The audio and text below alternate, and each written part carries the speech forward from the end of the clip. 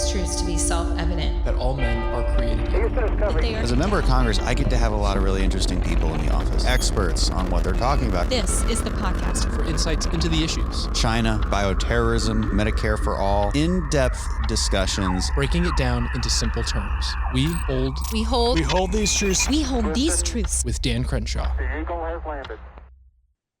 Should be no secret, war has changed. Every single war is different. We've learned different lessons. There's different tactics. There's different methods of killing one another. That's obvious. The one constant is there's some level of destruction. And you see this across the history of the world, from crusaders in the Middle East to the trenches and blast craters along with World War I's Western Front, to damaged and broken schools and apartment blocks in Ukrainian cities. Contemporary warfare has been unique in that maybe it's diversified way more than in the past. We have jungle warfare in Colombia. We have forests like the Ardennes. We have islands of Iwo Jima and the jungles of Vietnam. And of course, urban warfare environments like Fallujah, Marja, Mosul, Baghdad. And of course, where I was blown up in the more rural farm areas of Afghanistan, where urban warfare wasn't really a thing, for anyone who is familiar with the Afghan war. And urban warfare is what we're going to talk about today, and the shift toward that in recent history, how defenders, usually insurgents, use civilian populations to hide from attackers, using civilians as shields inadvertently, on purpose or not. And of course, that's the case with Israel's war in Gaza, where Hamas hides among, behind, and under civilians, forcing Israel to take the risk of killing civilians to achieve their military objectives, or just letting them go. That's the difficult situation Israel continues to find itself in. And of course, Hamas takes advantage of that with its complicit global media and activists throughout the world. And they've been doing this for not just since October 7th atrocity, but long before then as well. We'd actually had this conversation with our guest today, John Spencer, back in August, and then my computer was wiped, and so we got to we had to re-record it. John's a guy who can really speak to this. Generally, done a lot of interesting research on this. He's the chair of urban warfare studies at the Modern War Institute at West Point, co-director of MWI's Urban Warfare Project, host of the Urban Warfare Project podcast, and served for 25 years as an infantry soldier, including 2 combat tours in Iraq, author of the mini manual for the Urban Defender, Connected Soldiers, Life, Leadership, and Social Connection in Modern War, and co-author of Understanding Urban Warfare. He's on X at Spencer Guard. So John, thanks for being on. Dan, thanks for having me. And I don't mind the retraining and doing it twice. Yeah, it's good. Yeah, you train harder and better. I had to do Hell Week twice. So wish I could have done it 3 times. Right. I might not be the only brain fart of a word salad that I give today, because I've been sick for 2 weeks. So here we go. Let's start more general. We'll obviously get into some specifics on Gaza. This was a bit more of an obvious subject at the time when we recorded this in August. It's died off a little since then, but urban warfare isn't going anywhere. It continues to be a hallmark of Ukraine, although we can talk about how it's shifted to more of a trench warfare in Ukraine. But they definitely had their share of some serious urban combat in certain times in the war. There's, of course, the American experience with urban warfare in Iraq, especially. And I think our TTPs are, sorry for that's just military language for people, but tactics, techniques, and procedures. What does that actually stand for? I think that's basically what it. Our TTPs changed a lot, from the beginning of that war, and you can see it in our training, and how the lessons we learned, and we didn't have entire cities built as training structures throughout the U.S. the way we do now. I mean, now they're everywhere. Now it's we have entire towns that we've created because we know how badly we need to train for urban warfare. We built all that in the last 20 years. It was not something our military had a great grasp on before that. And a lot of amazing tactics have come out of that. Hopefully ones we don't forget over time, like we did. I think we forgot about a lot of tactics that we gained over Vietnam and the lessons there, but didn't write them down so well. So, but maybe it's taking a long step back from that. I mean, talking about traditional military Western maneuver warfare, maybe historical, if you're giving somebody a quick intro to urban warfare 101, like how do you talk to somebody about the history and progression of warfare over time and to what we study now in urban warfare? Sure, I can do that. And I taught strategy at West Point, so if I have to dip into like the military theories of the greats, I will. I mean, the history of warfare is the history of urban warfare. If you think back to the Peloponnesian Wars, I mean, usually the city is the center of gravity, the political seat of power, the economic engine for whatever the nation is.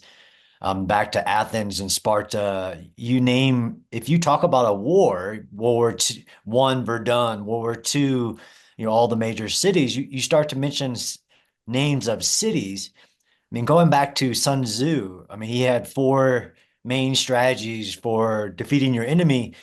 Number one, defeat your enemy's strategy. Number two, defeat his allies. Three, defeat his military. And four, last resort, attack besieged cities. It's always been there in warfare, but we have a long history of fighting for cities, not in cities.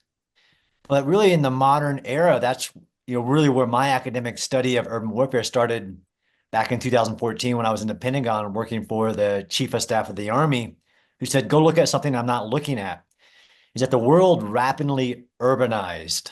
We had an explosion of population growth in the world in general. It took us the entire history of humankind to get to 3 billion in 1960. And then from 1960 till now, we've doubled that. And the projections are just continuing to double on how many people live on the earth. But we also urbanized. In 1950, we only had 83 cities over 1 million. Today, we have over 600 cities of 1 million. Anywhere where there's fighting going on now, there's probably been fighting there before, but in a different kind, especially we can talk about Ukraine. The world is more urbanized. You're not going to get to those battles you want to have, or the city is the objective, and you don't have the military to fight these major fronts that people used to fight. So I have a lot of job security because for a whole list of reasons for the just where the earth is urbanized. I mean, now we're over 50% urbanized. Most of the developed nations are over 80% urbanized. It's hard to find somewhere that somebody's going to fight that isn't urban. But we also have smaller militaries. Yes, they're more advanced and more capable, but that means that what they can do is over different fronts of different areas of ground, doesn't matter where you're talking about in the world, is less. And like you mentioned, we also have the rise of non-state actors. In my wording, all warfare is asymmetric. So you have non-state actors, especially if we talk about the Middle East, but in other places that pull militaries into urban areas so they can use all the advantages of power, political and military power. Even guerrillas used to have the advantage in the jungles and the woods where they could have bases hidden from the militaries. Now, starting in the modern era, they can move into cities and have the advantage of concealed, covered positions. All of this has really led us to where today, where we see anywhere you look, I mean, Syria, Ukraine, Gaza, even in southern Lebanon, it's about the urban areas because that's where the enemy is. And if you want to either remove his will to fight or take what he values, you have to be prepared to enter the urban areas where most militaries don't want to go. Maybe we should bring up Syria. So, I mean, the last week or so, the situation in Syria has drastically changed. And, I don't know. I'm still waiting for a good briefing on that. So this is pretty fresh. I'm not sure we saw it coming. If we did, it wasn't really, it wasn't highlighted to us in Congress. So do you want to take a stab at that real quick and how this applies to urban warfare? I mean, this was a kind of a lightning blitz of an operation by what is it, HTS? HTS, yeah. Whatever the heck they are, as sort of a rebranded Sunni opposition group, I guess. Is that the only way I can describe it? It's a rebranded Sunni opposition group to Assad in Syria, and took him out. He's in Moscow now. It happened very, very quickly. Was this even because I mean, obviously there's elements of urban warfare here, the taking these cities in Syria, Homs and Aleppo and things. These are critical from just a basic geopolitical perspective of taking control, but they did it really quick. I'm not even sure how much fighting there really was. How much information do you have on this? Sure, I've been tracking it. It's kind of my, I work for the Modern War Institute at West Point, so our job is to track modern war. So, nobody saw it coming because, understanding the power structure that was Assad, where he maintained power, where he did not, there's, six different military factions that were opposing him at that time. HTS, being one of the bigger ones who made this rapid attack, which it wouldn't have done had there not been this opening created by the war in the Middle East. So Hezbollah, the backers of Assad in his urban areas, to including maintaining power, again, where the urban areas come into play is that he held strength in Damascus, in Homs, and Idlib, and Aleppo, and all these in some way, backed by Russian air power, backed by Hezbollah fighters, backed by IRGC fighters. When all of that started to crumble because of Hezbollah's destruction by Israel in a matter of a month, the weakening of Russian capabilities because of its fight in Ukraine, it created an opening, which even, I don't know if HTS, there's some, involvement here of Turkey as well, thought it knew it could do it, but it did what I call an ISIS style pickup truck raid into urban areas and didn't face any opposition. Yeah. Some of that being, again, this is about power. How could this happen? Syrian military is massive, its capabilities, but I just published an op-ed in the Wall Street Journal this week about it isn't always about numbers. It's about the will to fight. Yeah. So this group has a lot of will, and Syrian generals and leaders, based on this whole picture of power, decided not to really resist. And you saw city after city rapidly falling just by momentum, not really like you said, there wasn't that much fighting going on because one side had the will to resist, the other side didn't for a whole list of reasons. Yeah. The rug had kind of been taken out from under them over the course of a few months. And I guess I don't have a good sense of, okay, so Hezbollah was decapitated in many ways by Israelis recently, and everybody remembers the pagers going off, then that kind of epic kind of asymmetric warfare operation. And now, how does that translate into fighters on the ground? I mean, I just don't have a clear understanding of how many Hezbollah fighters are like literally manning posts in Aleppo or Damascus. Or is it more of just like a general sense of backup? I don't have a sense of like how much Russian aircraft has been diverted to Ukraine. I just don't know. Do you guys track any of that? I don't know if there's any one individual that, I mean, the Institute for Study of War has a pretty good team on that. I with my focus on urban warfare, although I was in southern Lebanon last week, actually, and one thing that's not there is Hezbollah fighters. So what I was tracking very deeply, and I sat down with the prime minister as well, how damaging the Israeli operation against Hezbollah was, not just a pager operation, but the complete erasing of the entire hierarchy of Hezbollah that you don't replace quickly. 80% of their missile supplies, lots of their terrain actually taken where their stockpiles, as Hezbollah had basically arrayed its stockpiles in southern Lebanon, hidden in civilian homes and underground, ready for war, an invasion. But Israel seized that. Yeah. So the number of fighters, if you look at just the numbers, again, going back to like, it isn't just numbers, military capabilities, military combat power analysis that we do. It'll count your number of troops. It'll count your leadership, your training, your weapons supplies. Hezbollah had lost thousands of fighters in Syria fighting for Assad against all these different groups that are competing against Assad. And it wasn't just HTS. You had, SDF, the Free Syrian Army. You had the Kurds backed, the U.S. backed. Hezbollah had lost a lot of fighters. So when it came time, Assad wasn't going to call Hezbollah, who had just been decimated, sheer numbers, but literally broken apart as a military, both in Beirut, in southern Lebanon, in their supplies coming, which is really what Syria was for Hezbollah, was just a highway from the Islamic regime in Iran to them and their rocket supplies and their their money and everything. So it was just it's the almost a colossal fracturing of every element.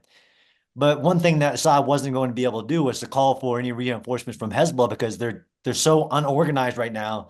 Yeah. I mean, there's a couple of weeks there where somebody would say, "I'm the new Hezbollah leader," and then he would die in an airstrike because they can't even assign a new guy.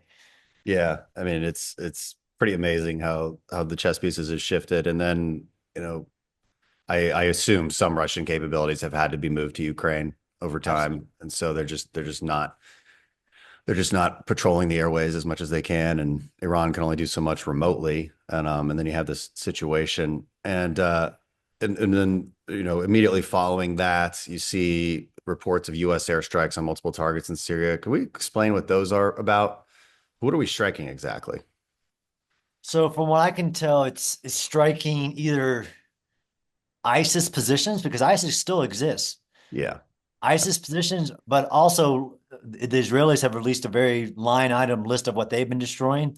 So Mhm. it's Syrian army chemical weapons supplies or chemical Right. supplies. Things they don't want anybody to control. Nobody to touch, or their Yeah. SAMS missiles and their complete missile arsenal, the naval arsenal. So I think the U.S. strikes have been really focused on ISIS capabilities and keeping certain capabilities out. But Israel just launched a 48-hour decimation campaign of about 60% of Syria's air capabilities, both their missile and rocket and airplane and all their supplies, Yeah. just to prevent it from falling into, Right.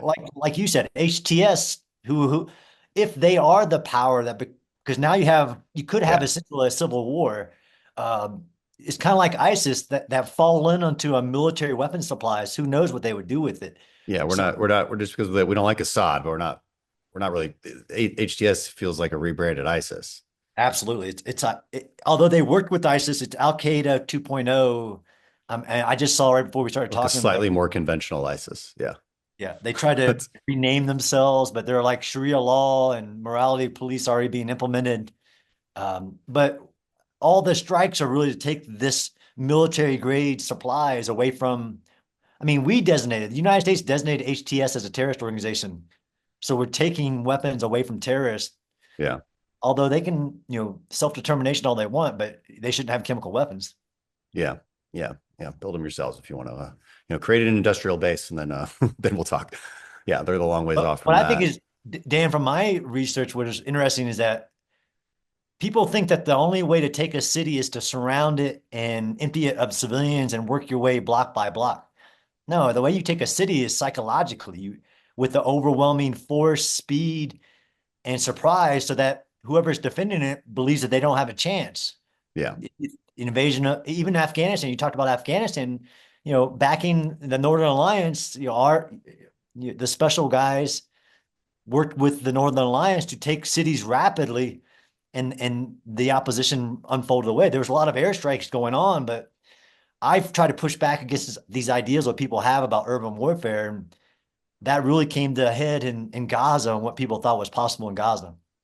Yeah, what's interesting, and just going back to again the broad historical analysis of this, interesting to think about warfare in the old days. Think about Napoleon invading countries in Europe, and it's this very gentlemanly type of warfare, where we all line up and we agree on a place, and whoever wins will be maybe something signed or some kind of handshake, and then you get to roll into the city as a conqueror. Doesn't always turn out that way. Maybe you just roll up to the city, and then the city defends itself, or crusades like type of warfare. That's they're very medieval castles and whatnot. But even in our own revolution, when by all means, just as a tactician, we would be thinking, okay, you're going up against the superior British force. Like, why the hell are you going to meet them on the battlefield? You should be entirely working a sort of guerrilla warfare, insurgency type of operation against them to win. And I'm not an expert on the revolution, but I think that happened to an extent. But for the most part, it was very much traditional warfare. And how much do you study the psychology of that? Like, nobody just thinks to themselves, like, guys, this is stupid. We should be doing more unconventional warfare tactics to nip at these guys. Because as we left this era of sort of like the game, like the board game Risk, right? Where it's like these army versus army kind of confrontations to like this one non-state actor confrontations, which sort of, it's a totally different category, but it necessitates this. But even in World War II, it wasn't like this army versus army on the battlefield type of war. It was very much a mix of urban warfare and Germans just falling back after holding a position, falling back after holding a position. That position could be a town. So there was a ton of urban warfare in World War II. And ever since then, I think it's been like that. We've completely gone away from the armies meeting armies on battlefields, risk board game type of warfare.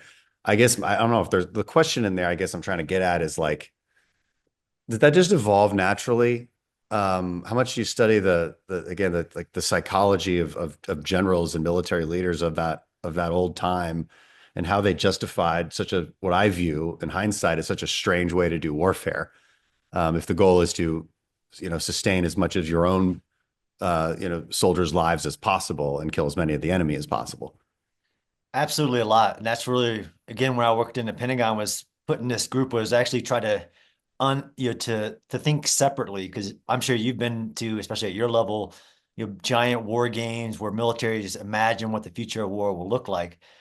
And really what you just mentioned was what happened to me in the Ukraine war. In February, when Russia invaded Ukraine, I knew that they needed to take the capital city. If you want to take a country, you take the capital city, the drive to Baghdad, Kabul, really the history of warfare. If you can take the capital, doesn't mean you won, but you've definitely achieved your strategic goal and fight it if they want a counterinsurgency.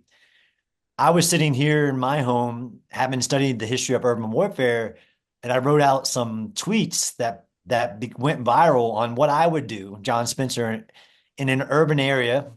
I know that we popularized Red Dawn, but this idea that war is just two militaries fighting each other is not the history of war. It's just not. I mean, the people that live in those urban areas, those millions of people that live in it, they get a vote. So I started tweeting out what I would do.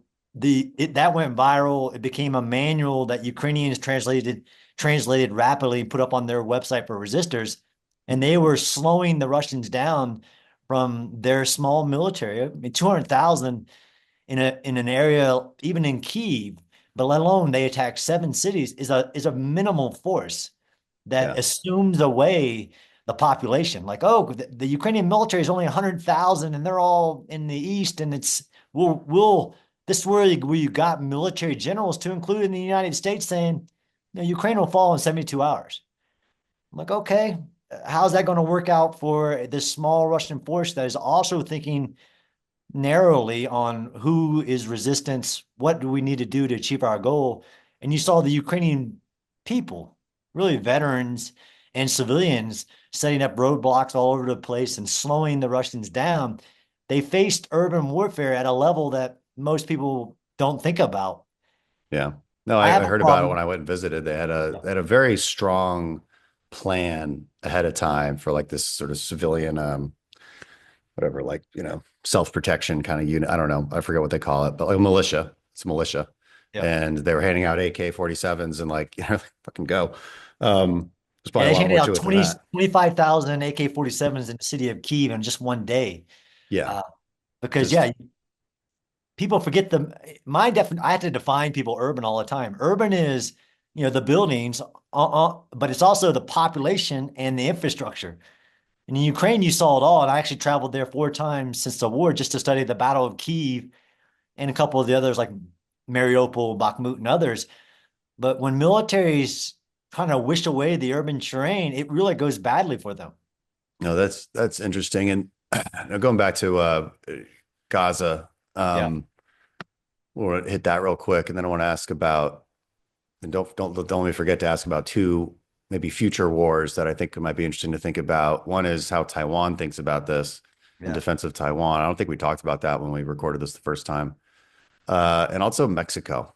I think we've got a lot of opportunity to think about the next year or two with the new Mexican administration, the Trump administration, and I think a growing sense that there's a common enemy in the cartels, and that it indeed operates like an insurgency operates. I wonder if that's something you guys look at. But Just to wrap up Gaza and how it is, and again, this was more of a topic when we did this in early August, but real quick, how does the situation in Gaza differ from so many others? How do the Israelis, again, the common theme, especially among kind of left-wing activists that don't like the way Israel is doing anything, is that, they're just haphazardly killing civilians at every turn. What's some of the truth in there, and how Israel's actually been operating in Gaza? Yeah. Yeah. I've been really busy kind of push back on this just objectively. Plus, I don't, I'm a war researcher, so I go into war zones to study them on the ground, which I think we had a lack of even globally, of criticizing the IDF, but nobody actually going there and watching them in operations. I wrote a lot of pieces in the beginning, one to recognize that what the IDF faced in Gaza, no military had ever faced. Literally the history of urban warfare, like you said, you go to like Stalingrad and other battles where their militaries are meeting in the urban terrain, or even Kiev and others where, the defenders had a very minimum amount of time. First Battle of Fallujah, Second Battle of Fallujah, Ramadi.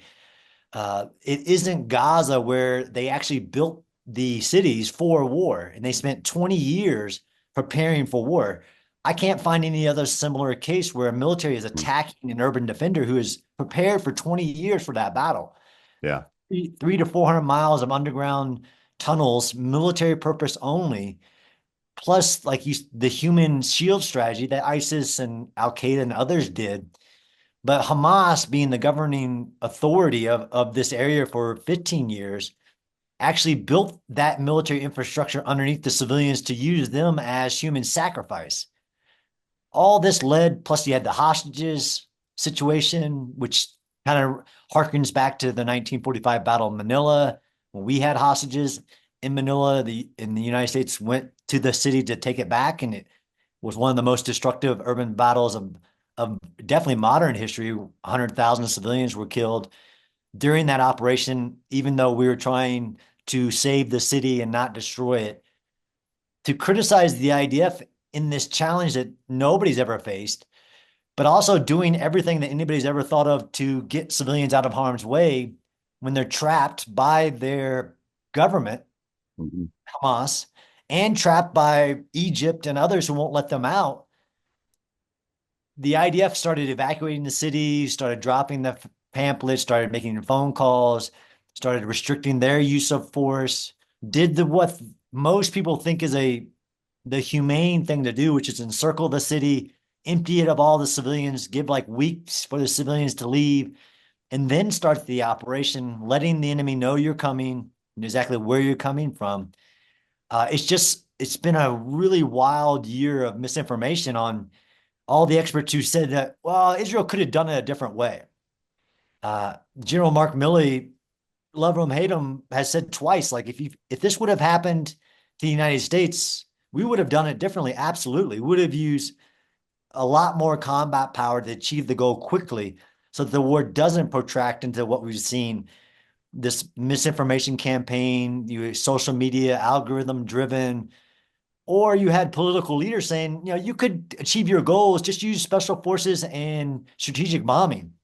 No history to show that would return hostages, remove an enemy power. This is the more appropriate analogies would be like the Japanese. That's how radicalized Hamas is. And the scale of this enemy, most of those urban battles that I might mention to you, Ramadi, Fallujah, Mosul, Mawari, all those, you're talking 3,000 defenders, 5,000 defenders. Hamas was a military of over 40,000, and they're not the only terrorist in Gaza. You had Palestinian Islamic Jihad, you had Lions Den. Yeah. The realm of possible of what people thought in urban warfare, for me as a researcher, is really problematic, because the international community, the evolution of warfare, drove Hamas to build this world where it's under every school, every hospital, because those are protected objects. They really try to get their civilian population killed. And then they report numbers, which is not new either. And then the world, to include Western political leaders, parrot the number being given by the terrorist government daily. Yeah. There's never been a war or a battle where you could ever know how many civilians are dying on a day-to-day basis to the single digit, and never will be. That's not. But I also combat the law of war people on what the laws of war actually say, and they're very clear. And nowhere does it say that there's a number. Well, if you've killed this many civilians, that means you're not following the laws. Like, no, it has nothing to do with it. Unfortunately, war is hell. War is killing. War is death. But that isn't to mean that the IDF, from my research on the ground with them in Gaza, walking literally with division commanders and others in the battle, that they're not doing everything anybody's ever imagined and then created new ones to protect civilians when the enemy is trying to get its own population killed. Yeah. You've also argued that despite the move, the popular narrative that we should ban bombs and missiles and artillery and mortars in urban areas because it's destructive in an urban area. It's a big bomb, small, compacted area with a lot of buildings and civilian infrastructure around it. You argue that a ban on such weapons would lead eventually to more destruction. So how so? Absolutely. And I knew once that started hitting media, the 2,000-pound bomb kind of campaign, Yeah. which really led to us withholding weapons to Israel. I knew that came because I had argued in front of the United Nations in Vienna when it's called the Explosive Weapons in Populated Areas Initiative, that became this ideal of countries signing basically a ban. They wanted it to be a ban originally, and then they just said a restriction, as in us, Western moral law-abiding countries, will agree not to use all bombs, missiles, or mortars in populated areas because of how destructive they are.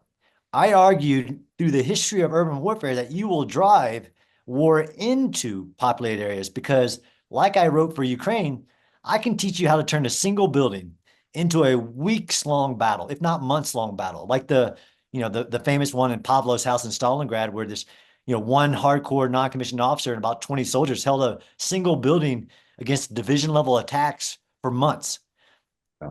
If you say that I know where the enemy is in that building, but I can't drop a bomb on him, that I got to put my soldiers at risk and try to get to the building, even though I know where the enemy is. I have all the law of proportionality, discrimination, distinction, constant care, all that, but I still can't use this tool.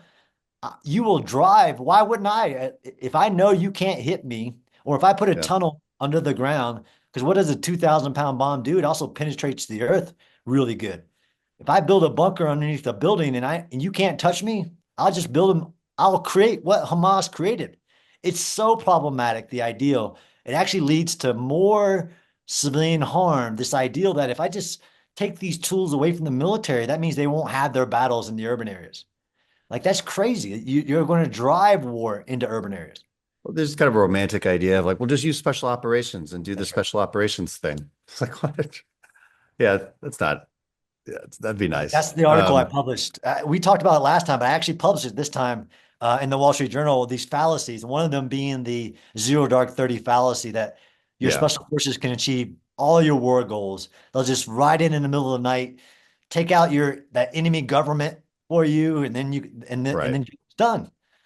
Yeah, it's like, just that wouldn't work. It's a totally different situation, and it's not how it worked in the real urban battles, like in Fallujah or the Battle of Ramadi. Like, there was obviously the use of special operations, but it was in conjunction with conventional forces as big blocking for. You still need the big conventional operation, and you have maybe counter sniper teams hold up as a special operations side of it.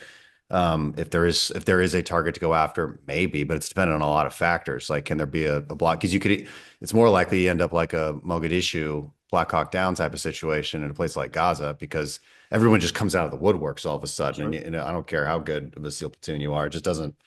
That's not what we were expecting in the Osama bin Laden raid.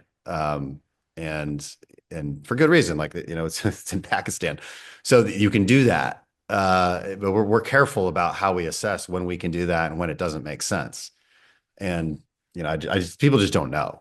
So they just kind of say things. Well, just use the special, do that thing, do the thing where they just go in and nobody sees it. That's right. Yeah, like Batman. You know what they never show in many Batman scenes is how the hell he got to like wherever the X is. Yeah. Like, I always want to do like a parody video of Batman just kind of like walking around streets of Gotham, just like he's not in the shadow. You can't be in the shadows the entire time. Like, at some point, you got to get in a cab or something. Like, what is he doing? Like Spider-Man, just like going for the what the hell? It's like no. At some point, somebody's gonna be like, "Is that Batman? Did I just see Batman?" Yeah, he just walked by. Like, what's he doing? It just doesn't work that way. You don't just show up. This is, which is problematic. I've gotten the same question about the pager operation, right? Which was just a historic intelligence operation with, it's just historic, but like, well, if they can do that to Hezbollah, why can't they do that to Hamas? Like, well, let me tell you how intelligence operations work and like human intelligence, signals intelligence. And do you think you have that in Gaza right now with this contested urban environment? Israel disengaged. It wasn't there. It left in 2005. And yeah, it has signal intelligence, but there are limits to aerial and signal and all of that. If you think that they could do this and they did this destruction in Gaza on purpose, like absolutely not. And this is, again, people run the numbers, like the lies, the damn lies, the statistics. Well, this many dead. Okay, where'd you get that number? Well, this many buildings destroyed. Okay, in relation to what? To the enemies defending every building is a bomb. Like it gets really, for me, almost like anti-intellectual, just as an academic. Like, what are you saying? That you think that it could be a bloodless war, or that like these bombs, you're actually saying that the next time an American soldier is fighting an urban battle, he can't use that tool that will save lives. Like it's really problematic. Um, Along the lines of that problematic, fallacious thinking, you just published an op-ed, I think like a couple days ago. The one you were talking about, yeah. But the stopping the endless wars is easier said than done. It's a good article. Something I talk about a lot. Like if somebody's, I generally say, look, if the words out of your mouth are things like neocon and warmonger and stopping endless wars, I'm probably not listening to you at this point because you've jumped the train. Like you're just reciting words and sound bites. You're not trying to analyze the situation. And you write about how ending endless wars, it's easier said than done. What the fuck does that even mean? So maybe talk about some of the fallacies that you talk about in that op-ed. So the abacus fallacy. Why is it called the abacus fallacy? That probably requires some knowledge of military history. No. I mean, the abacus fallacies, the Chinese calculating machine where you move the thing. So I try to be creative on how to call a fallacy, but it's this thing that war is just numbers, right? Which has come about in the Russia-Ukraine war where, well, they have more soldiers, they have more artillery, they have more tank, and that just means that they should just, Ukraine should just give up. Or with that line of thinking, we should have easily won in Afghanistan, right? We had the best military in the world and far outnumbering the Taliban. Like this, it became in the last and we had the capital cities the entire time. I mean, there was never a urban warfare history for us in Afghanistan. We were never fighting in Kabul or and I'm forgetting the name of some of these, but Kandahar. It wasn't a thing. These were always safer. It wasn't like Iraq. And it's also, history shows us that nobody's ever been able to conquer the more rural regions of Afghanistan. That's one case, but yeah. So that's the abacus fallacy. Sorry to interrupt. Yeah, no, I mean, but it's been in the last year or two. I've just seen it so much where, like investment bankers somehow are experts in war now say like, look, Ukraine should just give up. It can't compete to the production of Russian. Like you have no understanding how war works. It is a contest of wills. That has an international context, has a domestic context. It's been a really bad fallacy in the last couple of years, but it's the same thing with the next one, which is the vampire fallacy that you're going to win. You just need better technology. You need more fifth generation fighters, and you need more this or that, and you'll have these quick wars that are easily achieved. It's a curse in the Western way of thinking. And actually Russia saw it when it tried to invade Ukraine. It thought it would end it quickly with this advanced capability and all this.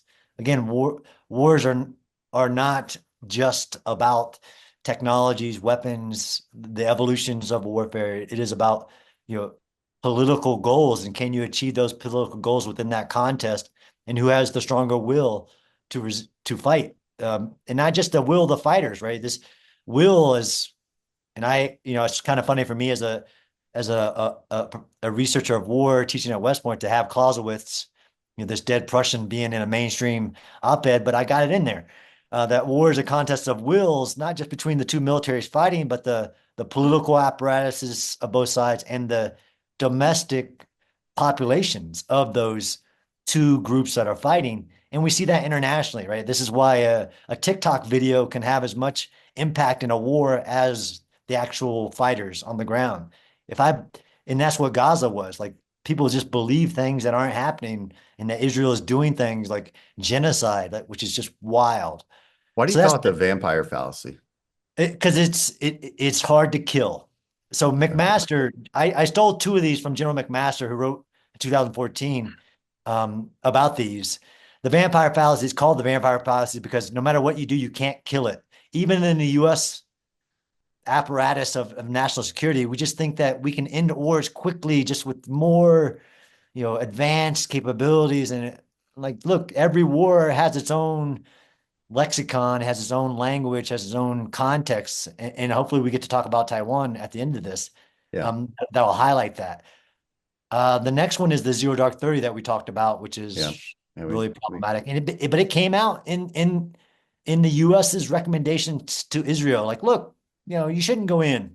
You can get your hostages, you can remove Hamas just using special forces raids and strategic bombing. Yeah. That's the Zero Dark 30 fallacy. And then the last one, which I'm sure most people is the peace table fallacy, that, no matter what, nobody wants war. We just need to force people to a peace table, and then they'll figure it out. Like, what are we saying? It's ridiculous. Yeah, it's what everybody. That's the sort of easy way out that a lot of people want to follow. Well, I'm for peace in Ukraine. Oh, well, good for you. What I like, go write a fucking fiction novel about your little ideas here. The thing is, and you pointed out in your op-ed, like, both sides have a say whether they show up to the negotiation table or not.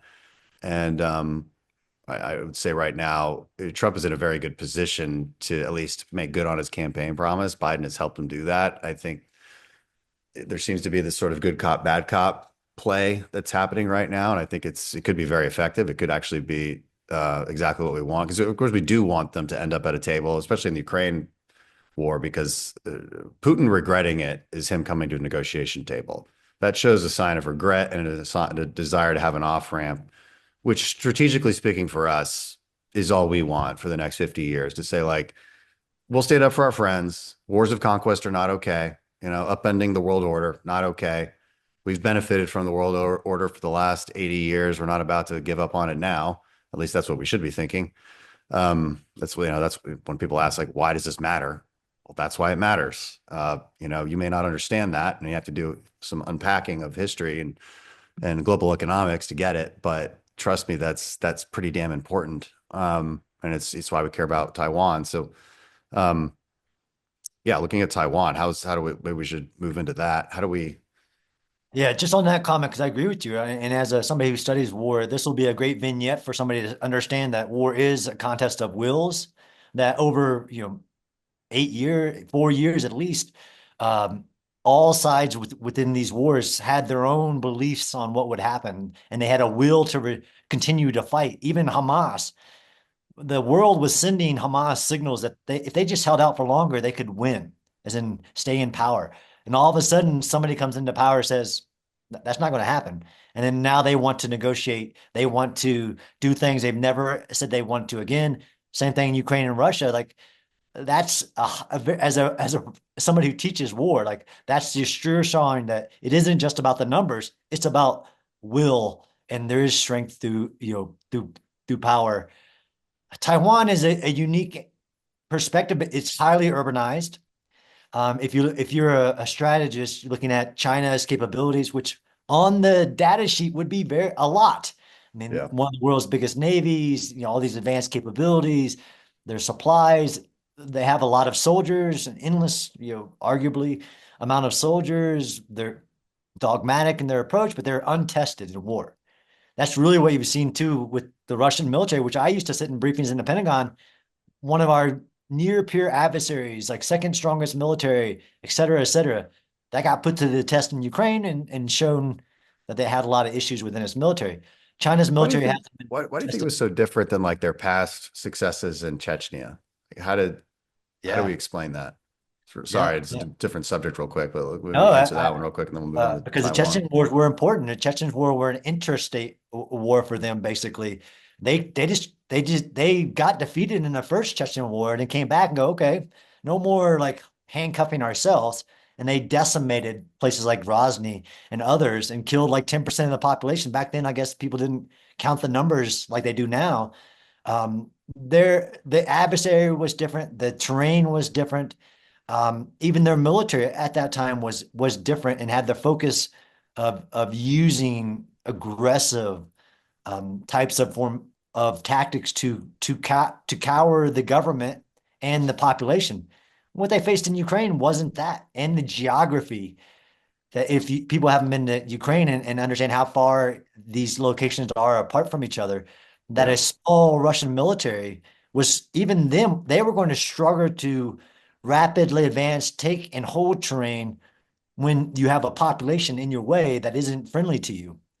Yeah. There's lots of differences in the context, which gets you to Taiwan, right? So if the untested Chinese military was to attack Taiwan, their war capabilities gets put to the test. Taiwan gets put to the test.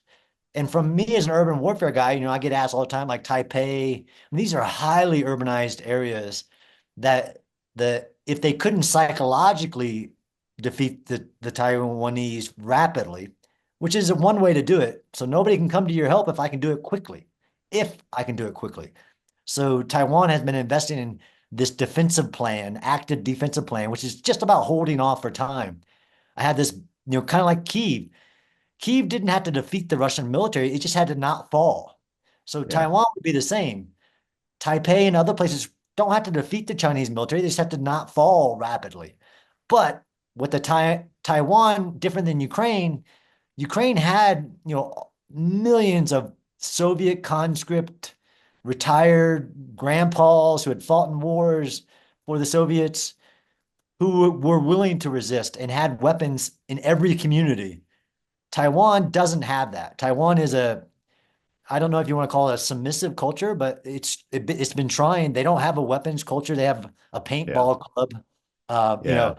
So there's a massive difference between the East and the West in the sense of these cultural battles. Now, I think that also still applies to Chinese as well, but I don't think they'd be great fighters necessarily. But you don't have to be great; you just have to be better than your adversary. And it's one thing to look at Ukrainians and that they have a very Western style of preparing for battle. It's not the same in Asia. It's just not. So I wonder how effective that is. They call it the hedgehog. They could turn them. The idea was that one of the ideas is they want to turn themselves into a hedgehog just to not fall rapidly. And then if we decide, or any country decides they want to help, they have time to, because war isn't necessarily, again, always about just destroying the other military. Sometimes it's just about time. As Sun Tzu said, like, defeat your allies. This is what we've seen even in modern battles. Yeah. I mean, are they doing anything? So they have the idea, like, are they doing anything? If you're really concerned about being invaded, it doesn't take long to just say, okay, everybody has to do some kind of AR-15 training now. Go. They are doing that. They are doing that. Although I saw recently that they're training more not to defend the cities, but to prepare people to fight. I'm like, no, I'd focus on defending your cities first. But yes, the Taiwanese military are running a lot of weekend and summer, and there's one debate about they recently turned a university basically into like a separate training camp. All the legal people will say, well, you're turning civilians into combatants. Yes. And this idea of total survive or not. That's right. But the legal people will say, like, yeah, but that's really bad. You're turning civilians into, no, I'm defending my nation. Like, they are working hard, but it will get put to the test. And if a civilian wants to resist, this is what we saw in Ukraine. You got to give them a weapon and maybe a little bit of instruction to do it. Do we know how much the publicly, at least, like the Chinese have thought through this and how they would even go about this? I think their preferred scheme of maneuver would, of course, be more along the Hong Kong type of scenario where it just happens politically. Um, that doesn't seem in the card like it's in the cards. It's a totally different situation. I don't know. They don't want to, they don't want a situation where all of the infrastructure they want in Taiwan is just destroyed, or maybe they just care about the big rock in the middle of the ocean. I don't know. No, it's a great because this is where you get to like war is more than just the militaries. I'm sure that they have many intelligence and other operations, and we know this trying to take it down from within. So that same thing happened in Ukraine. I mean, the years long FSB and other operations trying to once the flag went up to take the government from within, so that way Yeah. you've already been defeated. And like in Syria, which I love my job. It wasn't about defeating anybody. It was like if they don't fight, then you win. Yeah. So yeah, absolutely China. But I think China still believes, like Russia did, that I can do this Western coup d'etat or coup de main, where I can use overwhelming, joint forcible entry and just take the city rapidly with advancing forces and raise the flag, drive the Baghdad style, and you recognize you're defeated and nobody can come to your aid. That plan is what I think most people are trying to prevent, while also you got to prevent the from within Hong Kong style as well. So this is why. If that's the most unpreventable one, I mean, Yes. there's only so much we can do there. It's more, Right. it's preventable, I think, if Taiwanese feel like they have a fighting chance, if they ever feel like they're not that porcupine or hedgehog or whatever, Yep. then of course the political angle becomes much more, especially if they're, I think you're right. I think they're just going to be a generally more, they don't have that fighting spirit, I think, the way Ukrainian does, or the way an American would. And that it is what it is. Then that, unfortunately, that they can quickly be bullied into a political solution. Um, and that's really difficult for us to contend with. How, if there's no bullets flying, then like what, and it just becomes a movement from within. Well, we're kind of screwed, and we just better start building our own semiconductor chips. Right. But if it's a full on aggressive war and a maritime invasion, which is a whole other set of difficulties that I'm sure the Chinese haven't quite figured out yet. Um, we need to be ready for it.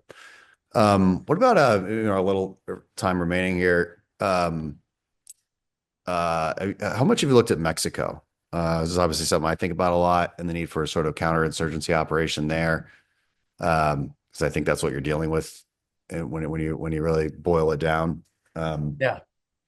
So I did actually, some of my work started in Mexico City, right, with the study of megacities, and Mexico City being very unique just because of how it sits on a fault line of tectonic plates, and it's a natural disaster waiting to happen. Yeah, But I agree with you on the cartels, and interesting parallel even to Lebanon, where you had this terror military that had a state, and the yeah, state was too weak to do anything against it. All of a sudden, when Israel attrits Hezbollah down to a certain level, all of a sudden the Lebanese army wants to help out and yeah. actually deploy into southern Lebanon. Uh, Interesting. Yeah, Same thing in Mexico City, right? The cartels are, in some cases, they're gangs, but they're not like the Crips and the Bloods. They're like not really. pro-military forces uh, that that have power. And yes, if there was a change in power in especially Mexico City, a very urbanized area, but again, we think only militaries, right? The same thing happened in Kiev. The police were a huge part of defending the city. And you have to look Mhm. at all these different actual armed forces that can or cannot be in achieving whatever the goal is there. Yes, you could run a counterinsurgency. I know you're doing more work than I've ever imagined doing, talking with the cartel and the smuggling operations and the tunneling operations, tunnels between the borders as well, a huge problem. I've absolutely looked at it from a war perspective, not as much, but I cover the whole spectrum of urban combat from literally, natural disaster assistance to civil defense. Yeah. I mean, Mexico. The more I've looked at it, the reason I use the word insurgency is because, yeah, I mean, it's an insurgency. It is, it's a mix of a criminal organization and an insurgency, and that's what makes the problem set so interesting. Are you going to prosecute your way out of it? I think the answer is no. Are you going to interdict drug shipments? You interdict your way out of it? That's We've been doing that for a long time. I don't think that's plausible. You've got to treat it like a counterinsurgency, and you have to have a federal force that wants the help. That's the first thing we need to accomplish is having and that's why I'm hopeful about the new administration. They have to want our help, and you have to send basically, uncorrupted federal forces into these areas, like, these different states that are totally corrupted. And you can't even blame them for being totally corrupted. They invest very few resources into their police. So you have very few police against an entire army of insurgents / cartels. Of course, it's either like, hey, you're either dead or you take the money. That's it. There's no in between. So what the hell are they supposed to do? And so you have to have that outside force come, and they do that with elite special units. And they just had a really big one like a couple of weeks ago in Sinaloa. So I think the new administration is already taking a huge hammer to this. They've got the right guy in charge of it. So, but I'm like, yeah, but you've got to do that, but you got to stay, and you've got to have a federal force, an outside force that stays. That's basic counterinsurgency 101. You have to stay, hold ground, keep the ground, develop the relationships, develop a government, then move on to the next state. It's not easy, but it's simple. We actually do know how to do this, despite what people say about our endless wars. Like, we actually know how to fight counterinsurgencies pretty well. It was always just a matter of what we're willing to commit to it. That was always the case. And nobody was ever willing to politically commit to winning, so we never did. But, what do we get out of 20 years in Afghanistan? No more 9/11s. That's what I fucking tell people. You got no more 9/11s. That's what you got. And now we're now we have all of these groups again. Because why? Because we decided to leave because we're so impatient. And you've got a pre 9/11 operational environment out there again.